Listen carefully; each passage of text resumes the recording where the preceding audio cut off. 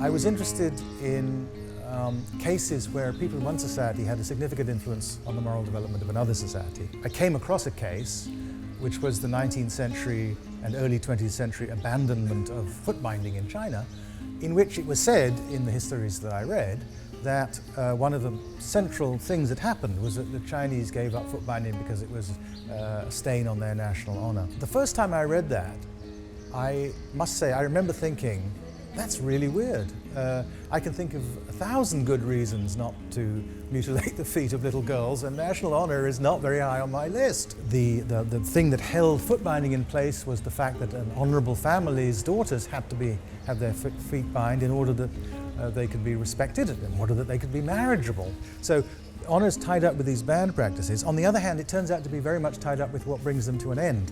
What happens at the end of this process in China is that girls with bound feet become unmarriageable as opposed to having been marriageable. And so this is a case of a moral conversation across societies.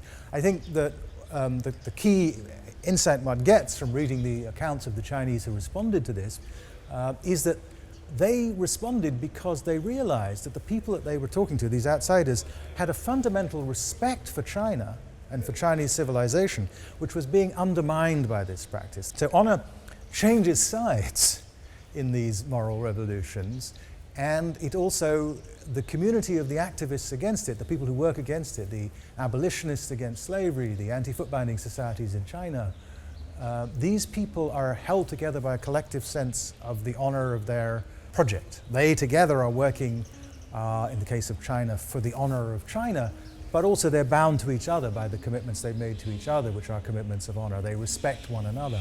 The hope is not that everybody's going to come to agreement about everything, but that we can agree on certain fundamental standards.